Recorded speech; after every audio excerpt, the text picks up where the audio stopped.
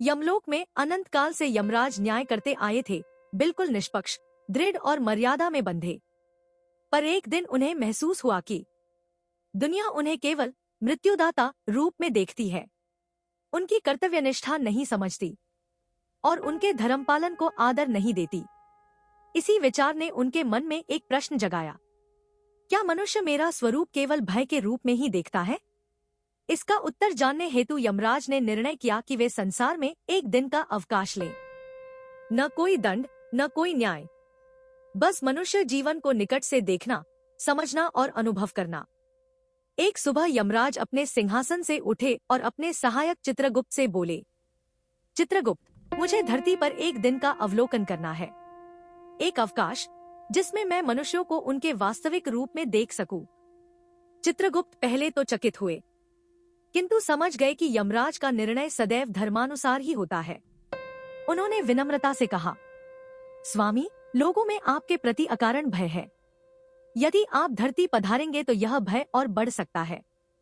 फिर भी आपके उद्देश्य में निश्चित ही कल्याण होगा। यमराज शांत स्वर में बोले, मैं भय उत्पन्न करने नहीं, समझ उत्पन्न करने जा रहा हूँ। और यही वाक्य इस अद्भुत यात्रा की शुरुआत बना।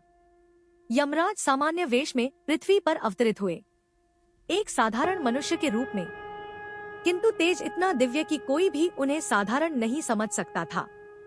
वे सीधे एक छोटे कस्बे की चाय दुकान पर गए। वहां के वातावरण में सुगंध और मानवीय हलचल थी। चायवाले ने उनकी ओर देखा और देखते ही उसका चेहरा सफेद पड़ गया। यमराज जी? यमराज ने शांत भाव से कहा, मैं बस चाय पीने आया हूँ। परंतु दुकानदार भयवश बेहोश हो गया। आसपास के लोग भागने लगे। किसी ने कहा, आज किसी का अंतिम समय आ पहुंचा। किसी ने कहा, यमराज स्वयं पृथ्वी पर, बड़ा अनिष्ट होने वाला है। यमराज यह देखकर विचार करने लगे, क्या मनुष्य मेरा नाम सुनते ही इतना भयग्रस्त हो जाता है? क्या मेरे स्वरूप में उसे दुष्टता दिखती है, जबकि मैं केवल धर्म का पालन करता हूँ?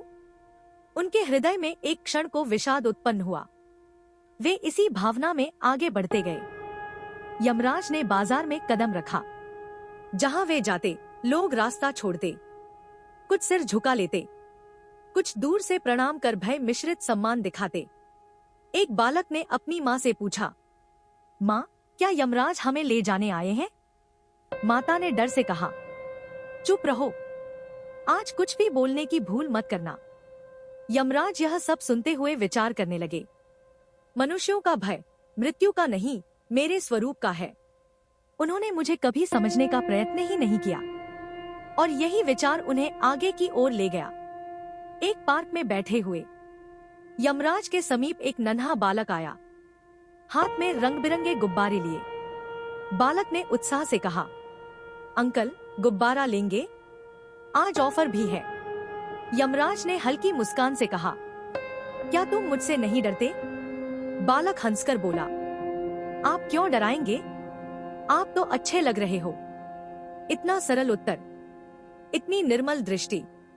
यमराज गहराई से सोचने लगे, डर मन में होता है, वास्तविकता में नहीं।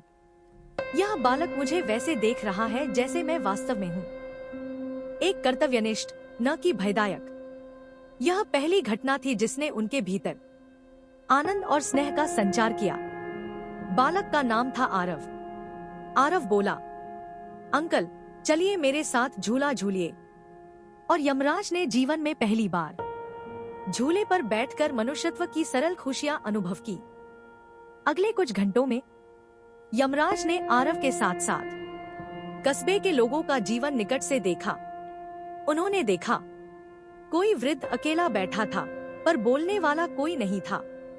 एक महिला घर का खर्च चलाने में असमर्थ थी। एक युवक अपनी असफलता से निराश था। बच्चे परीक्षा के भय से रो रहे थे। पति पत्नी छोटे मोटे संघर्षों से टूट रहे थे। यमराज यह सब देखकर सोचने लगे, मनुष्य मृत्यु से कम, अपने जीवन की कठिनाइयों से अधिक भयभीत है। यदि वह इन्हें समझ ले तो मेरा स्वरूप उसे डरावना नहीं लगेगा। एक अस्पताल में यमराज एक शोकग्रस्त माँ के पास बैठे। उसका बच्चा गंभीर बीमारी से जूझ रहा था।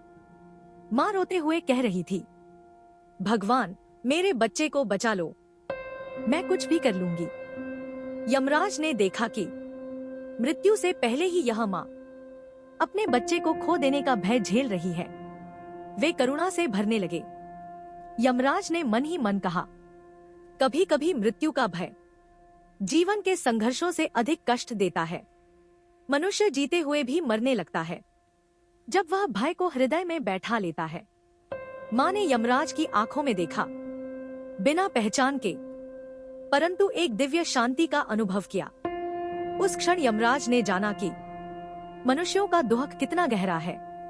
शाम को यमराज गांव की चौपाल में खड़े हुए। उन्होंने अपना परिचय प्रकट किया। लोग भय से कांपने लगे, पर यमराज ने हाथ उठाकर कहा, मैं लेने नहीं, समझाने आया हूं। फिर वे दिव्य परंतु मधुर स्वर में बोले, मृत्यु दंड नहीं, एक परिवर्तन है। मैं किसी से वैर नहीं रखता, मैं केवल वही करता हूं जो समय और कर्म निर्देशित करते हैं। लोग सुनते रहे और पहली बार यमराज के स्वर में उन्हें भय नहीं, सत्य सुनाई दिया। एक वृद्ध ने विनम्रता से पूछा, स्वामी, क्या मृत्यु में पीड़ा होती है? यमराज बोले, पीड़ा जीवन की होती है, मृत्यु की नहीं।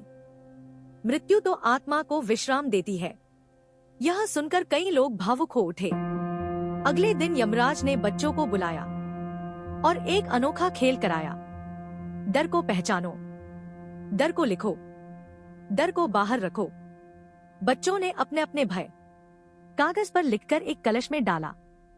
फिर यमराज बोले, जब तुम अपने भय को सामने रखते हो तो वह तुम्हारी शक्ति के सामने छोटा हो जाता है। बच्चे हंसते हुए बोले, सही कहा, हमारा डर तो आधा हो गया।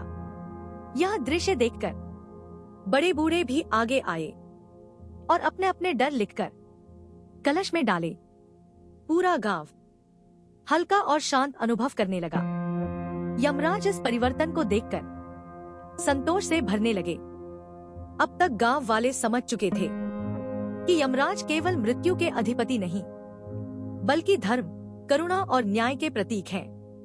एक किसान जिसका बच्चा बीमार था, उसने यमराज से कहा, स्वामी, हमारे जीवन में जो भय है, क्या वह भी कर्मों से जुड़ा है? यमराज ने उत्तर दिया, हर भय का मूल अज्ञान है।